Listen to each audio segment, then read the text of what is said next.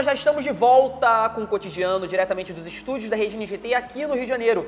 Hoje eu recebo o Felipe Alves Rodrigues, ele que é advogado e está tirando dúvidas sobre o seu cotidiano. Você que é trabalhador, para você que está enfrentando algumas dificuldades na sua empresa, ele está aqui para te auxiliar, claro. Você tem dúvidas, sugestões, quer trazer um outro profissional aqui para tirar dúvidas que fazem parte do seu cotidiano? Envie para o comunicação@reginagt.com.br, que a nossa produção está atenta ao e-mail, claro, esperando a sua participação. Antes do intervalo chegar, eu tinha feito uma pergunta que muitas pessoas não sabem responder. Eu não sei responder. Eu sou bem sincero, falo na lata mesmo. Felipe, qual é a duração de fato da jornada de trabalho? Em regra, a CLT determina que a jornada é formada por 44 horas semanais. 44 horas semanais, divididos por 5. Por 5 dias. Dessa forma, sobraria algumas horas para o dia do sábado. Sim. No entanto, o empregador e o empregado, eles têm essa flexibilidade de que o funcionário ele fique por volta de 50 minutos a cada dia e no sábado ele não vá. Caso contrário, ele teria que ir cumprir meia jornada no dia do sábado. Entendi. Me tira uma dúvida com relação... isso já dá brigas em inúmeras empresas. O horário de almoço. Muitas vezes ele não é cumprido. Muitos funcionários deixam de cumprir de fato o horário do almoço no sentido de... um exemplo básico. Tem 1 hora de almoço. Eu almocei em 20, só que eu tô com trabalho até aqui e eu quero sair na hora. Isso é certo, isso é errado, você tem que cumprir 1 hora, você pode atrasar de vez em quando 1 horinha, um pouco a mais, caso haja justificativa. Como que deve proceder o famoso horário do almoço? O funcionário, o empregado, ele de certa forma, ele tem 1 hora para tirar de almoço. Então, no entanto, essas 44 horas semanais não estão incluídas com a hora do almoço? Não. É a parte da hora do almoço. Estão fora do contrato de trabalho. Fora do contrato. Porque essa hora é uma hora para o empregado relaxar mentalmente, para que ele possa voltar a desempenhar suas atividades. Sim. Bem como também almoçar ou cumprir alguma tarefa que ele queira cumprir em âmbito pessoal. Sim. Né? O funcionário tem liberdade para ir ao banco, para ir numa consulta médica.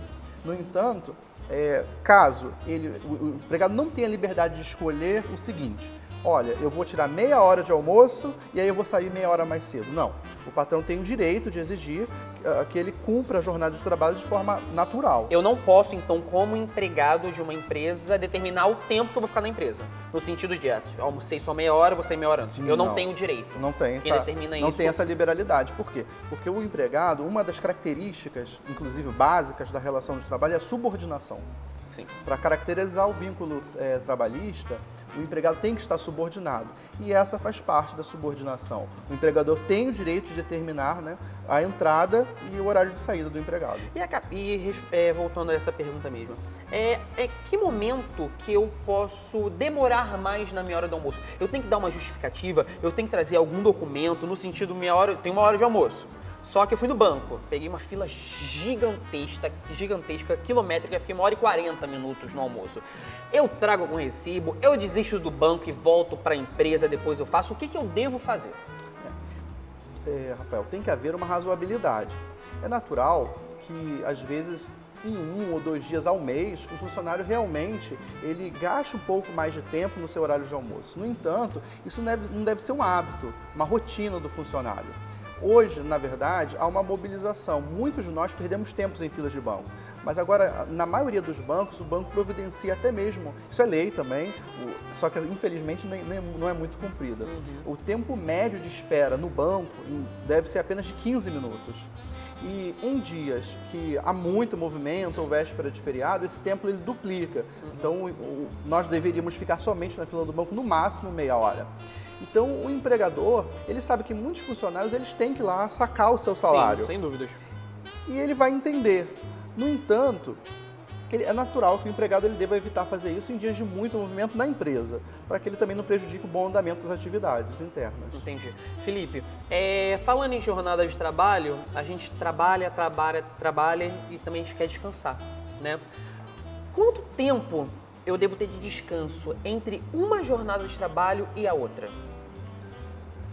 Essa é uma questão muito particular de cada trabalho, mas a lei determina que o empregado ele deve ter descanso. Há o descanso regulamentado, preferencialmente aos domingos, em que o empregado ele tem que folgar. Nenhum emprego, a pessoa, por exemplo, ela pode abdicar de todos os seus domingos. Pelo menos um domingo no mês o empregado tem direito de folgar, por assim dizer. Além disso, entre as jornadas tem que haver um espaço para que o empregado possa voltar ao seu lar, descansar, recuperar suas energias de pelo menos 12 horas. Entendi. Falando em feriado, você falou de domingo, sábado, feriado muita gente trabalha. Muita gente trabalha e acaba não recebendo por isso. De que forma ele pode receber por esse dia de trabalho? O feriado, ele é contado como hora extra. Sim. O empregador, ele deve pagar um adicional para o seu funcionário. Ocorre que muitas vezes esse valor ele não é pago e o funcionário tem que ir ao RH se dirigir ao RH da empresa para sanar essa necessidade. Esse valor ele pode ser invertido, por exemplo, como horas de descanso? No sentido, vamos supor, trabalhei no feriado, tem como eu folgar num dia de semana? Na verdade, trata muito de uma política da empresa.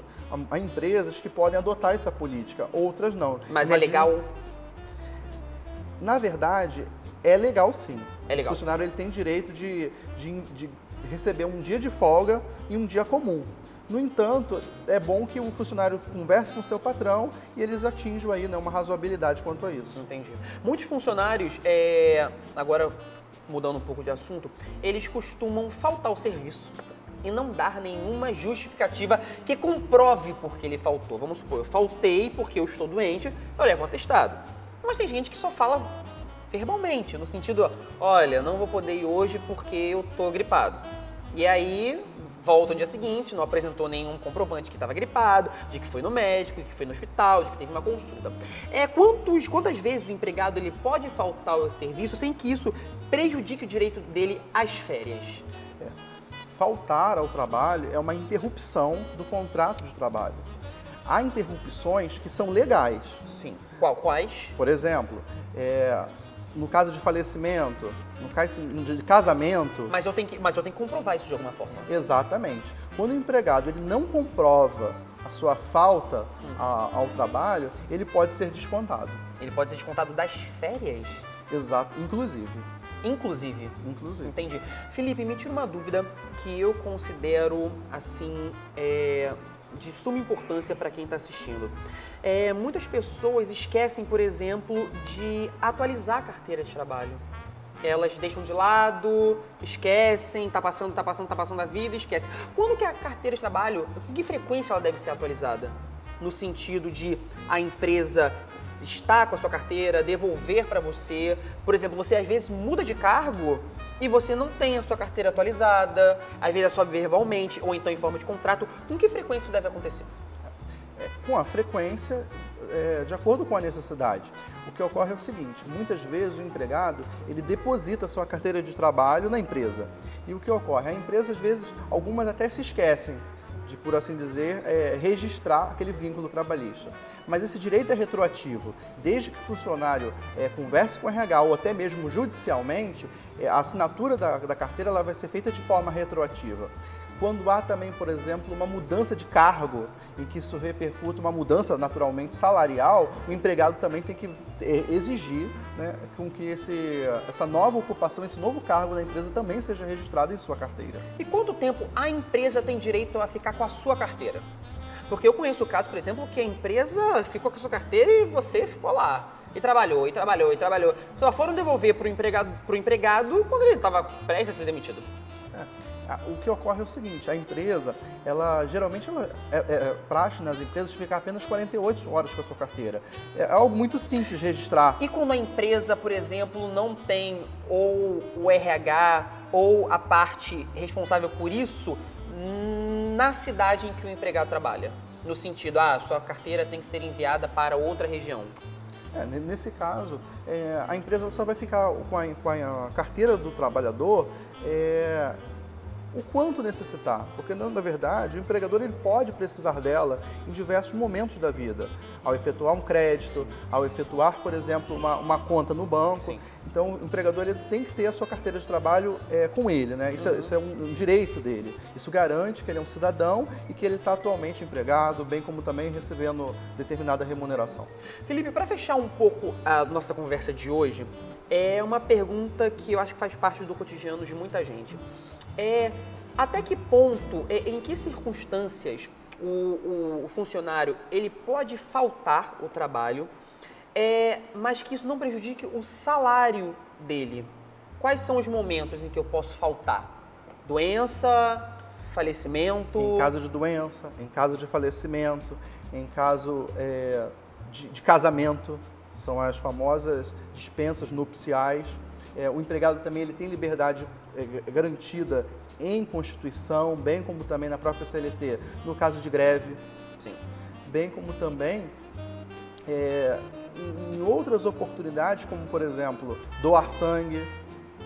Ele tem o direito, por exemplo, por conta de doar sangue? Essa eu não sabia, estou sendo muito O sincero. funcionário ele recebe uma oportunidade de não ir ao trabalho naquele dia. Assim. Entendi. Hoje eu recebi aqui nos estúdios Felipe Alves Rodrigues, ele que é advogado e fez parte do nosso cotidiano. Felipe, eu tenho muito que agradecer a sua participação. Se você quiser que o Felipe volte com um tema que faz parte do seu cotidiano, envie um e-mail pra gente, comunicação@redengT.com.br. Felipe, queremos saber o seu telefone, o seu e-mail, aonde você fica pra gente achar.